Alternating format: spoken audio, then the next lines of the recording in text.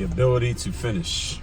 I remember watching this Michael Jordan tape back in the days when they had Michael Jordan tapes on VHS, and he was talking about how when he had his first retirement in 1993, went and played baseball, came back in late in the 1995 season, was still pretty damn good, but not quite at his peak self, even by his own admission. Then the next season, he came back and had spent the whole offseason training for basketball instead of baseball, and he did his thing. They won the next 3 championships. And one of the things that Michael said after starting that second three-peat was that during that shortened season he had played in 1995 when they lost to the Orlando Magic, he said he was still able to do his thing and be Michael Jordan, but he couldn't do it on call the way he had done it before. Like back when he was still in basketball shape before the baseball thing, he could just do it on call. Like at any moment he could just say to himself, all right, I'm about to just take over this game, or I'm gonna score a bunch of points because my team needs it, or whatever he was gonna do, finish off the game because we need it.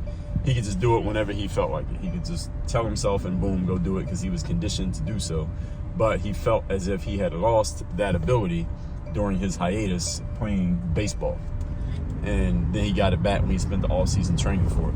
And I was thinking about, like, just yesterday from the day that I'm recording this, I was running in a 10K race, which is 6.25 miles down in Key Biscayne, Miami. And during the race, I know I've run enough of these that I know what I got to do to best position myself to perform at my best is you don't start the race sprinting. Because the 10K is kind of like they would call it a mid-distance race. So it's not a marathon which is 26.2 miles. It's a long race. You really got to pace yourself for that. It's also not like a 5K. And a 5K is pretty much a sprint. You're going to kind of run as fast as you can for a little over 3 miles.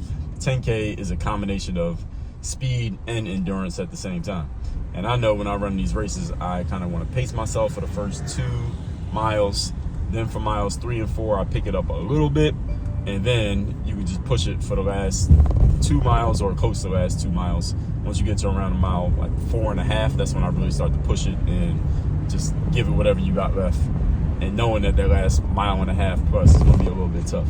Now, the point being, actually, let me back up before I even get to the point. During the race that I was running yesterday, this is why I brought that up. Around mile 2, there was this other black guy running like right next to me. And there ain't that many black people running in these races, at least not in the ones that I've been in. So it wasn't that many black guys, and this black guy's running like right next to me. And actually, he was a little bit in front of me for a good amount of the first 2 miles. By the time we got past the second mile mark, I was like shoulder to shoulder with him, like right next to him. And I started to slowly pass him because at 2 miles, I started to pick up my pace. Now, this is just the way that I normally run. I wasn't trying to pass him just because it was him. This is just my plan when I run these races. I know exactly what I need to do. So as I started to slowly pass him, my pace is slowly picking up. It's not like I tried to sprint on the guy. And at the same time, it looks like his energy is going down a little bit because most people, I run at enough of these that I know most people are not conditioned to run at the same pace or faster paces as the race goes on. Most people start out fast and then they slow down, like Jay-Z said in the song. This is a marathon. You start off fast and you're wheezing in the back. I know most people are going to drop off from however fast they're running at the beginning. They won't be able to keep it up. So this guy is slowly starting to slow down, and I'm slowly starting to speed up at the same time. So I'm starting to pass him, right? And this happens all the time, especially with men. He starts to speed up a little bit because he sees that I'm passing him. So he starts to run a little bit faster. And when he starts to run, as I'm passing him, like he's now behind me, then he speeds up. So then he's right next to me again. And I turn and I looked at him. I looked right at him, and he wouldn't look back at me. but he's running there. He's running right there next to me, shoulder to shoulder with me. But this didn't last for long. He was only able to keep that pace up for a few seconds before, again, he started to fade. He didn't have the energy. He wasn't conditioned for it, which most people aren't. And he slowly started to fade back. And then as the race went on, he just got further and further behind me to the point that we were not even near each other by the time the race ended. I'm telling you all that to say this. Actually, there's another example that I'll give you is you take someone like Floyd Mayweather. If you watch boxing, or at least you watch Floyd's fights, you know that he's a guy who, a lot of his fights, at least in the second half of his career, a lot of them went the distance, meaning they would go the whole 12 rounds. And Floyd wouldn't even try to, and late in his career, he wasn't really trying to knock anybody out. He would just slowly just beat him, just break him down with his fighting skills, and he would beat them on the scorecards, and he would just beat them with his technical ability. And one of the biggest things that he had was his conditioning. So if you look at the fights that he had, his fight against damn near all of his fights in the late half of his career, his fight against Shane Mosley. Remember, Shane Mosley hit him with a couple nice right hands in the second round, but Shane wasn't able to get any really good points on him the rest of the fight.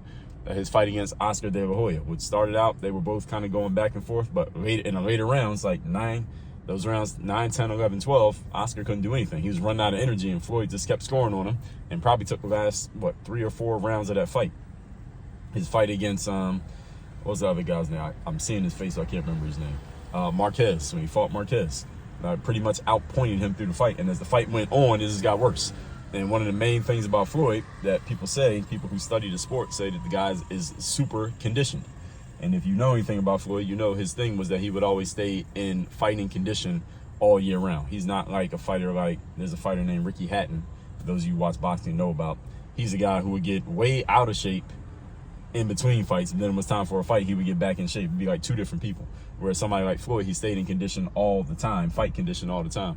And all of this, finally getting to the point. The point here is that you want to be conditioned to where you can turn it on when you feel like turning it on. But you have to condition yourself to do this. This is not something that you could just say. Even Michael Jordan said, I told myself to turn it on, but I didn't have the ability to do it because I hadn't trained myself to do it, because I've been training for baseball. And somebody like Floyd Mayweather, he trained himself to fight. They say that he would train and do sparring for like 18 rounds with different fighters coming in every round. And he would stay in there the whole time for 18 rounds. So if you're trained for 18 rounds, 12 rounds is easy.